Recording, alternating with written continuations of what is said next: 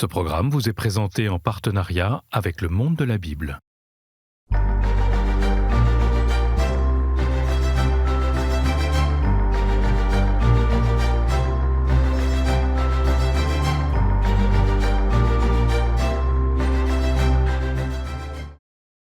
La prédication de saint Paul à Éphèse.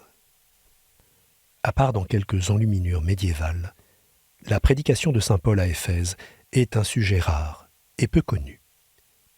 Aussi est-il nécessaire de se la remettre en mémoire, en citant le passage du chapitre 19 des Actes des Apôtres, qui la décrit ainsi. Beaucoup de ceux qui étaient devenus croyants venaient confesser publiquement les pratiques auxquelles ils s'étaient livrés. Bon nombre de ceux qui avaient pratiqué les sciences occultes rassemblaient leurs livres et les brûlaient devant tout le monde. On en évalua le prix. Cela faisait 50 000 pièces d'argent. Ainsi, par la force du Seigneur, la parole était féconde et gagnait en vigueur.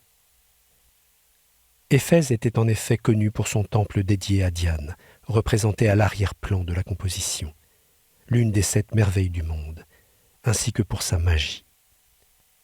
Pour comprendre le tableau, il faut rappeler qu'il faisait partie de la série des Maze, de Notre-Dame de Paris. Tous les mois de mai, depuis le XVe siècle, la coutume voulait qu'on offre un poème puis un tableau à la Vierge, à l'occasion du mois de Marie. À partir du XVIIe siècle, les toiles prirent des proportions de plus en plus grandes et étaient exposées dans la cathédrale elle-même. Acceptant la commande des orfèvres parisiens pour le mai de 1649, Eustache le Sueur dut réaliser une composition à la fois monumentale, le tableau fait plus de 4 mètres sur 3, mais aussi très lisible pour être visible de loin. Il structure donc explicitement son espace par l'architecture. Un bâtiment à portique permet de regrouper la foule qui écoute l'apôtre. Les quelques marches qui y conduisent fournissent une sorte de podium pour isoler l'apôtre et lui offrir une position éminente, tout en inscrivant les personnages dans une sorte de triangle. Au niveau du sol se déroule une deuxième scène, celle de l'autodafé des livres. En arrière-plan, le temple de Diane donne de la profondeur.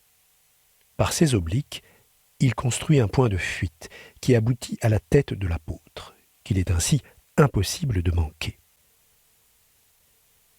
Fidèle à ce milieu du XVIIe siècle français qui est fasciné par l'Antiquité, le Sueur pratique un classicisme rigoureux, qu'on nomme parfois atticisme parisien, en reconstruisant une antiquité sévère, aux lignes pures, aux façades immaculées.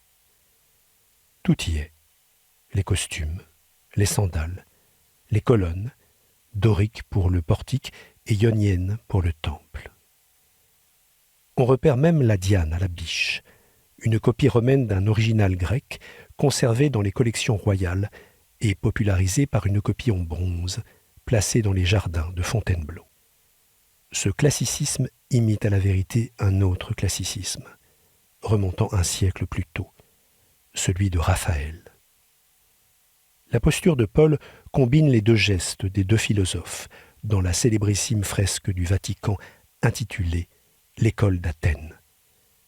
Le doigt levé est celui de Platon, le livre tenu sur la hanche, celui d'Aristote.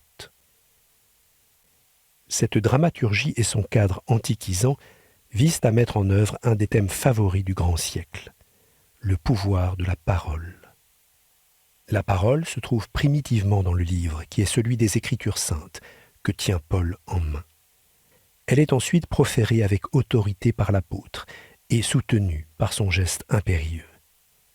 Elle est écoutée par les auditeurs qui suivent Paul avec une attention soutenue, notent ce qu'il écrit, et en arrière-plan discutent ce qu'il raconte. Et enfin, elle possède ce que les linguistes appellent une force performative, c'est-à-dire qu'elle transforme le monde. Cette force performative s'exprime picturalement par le geste pressant du personnage de profil en orange, qui semble ordonner aux sorciers qui font la file d'aller brûler des livres qu'on suppose être des livres de magie. À l'arrière, Un personnage aidé de 2 jeunes gens porte de très lourds volumes. Puis s'avance un vieillard couvert d'un châle bleu qui pourrait représenter la magie juive. Au premier plan, un homme à la figure et à la coiffure de dieu grec a lancé le bûcher. Il s'agit clairement de la magie païenne. À terre, un jeune esclave souffle sur une flamme qui commence à peine et qui va consumer des outils magiques. Livres, rouleaux, ardoises, boîtes aux dessins étranges. Au fond, toute la composition est une méditation sur la phrase de Luc. Par la force du Seigneur, la parole était féconde et gagnait en vigueur.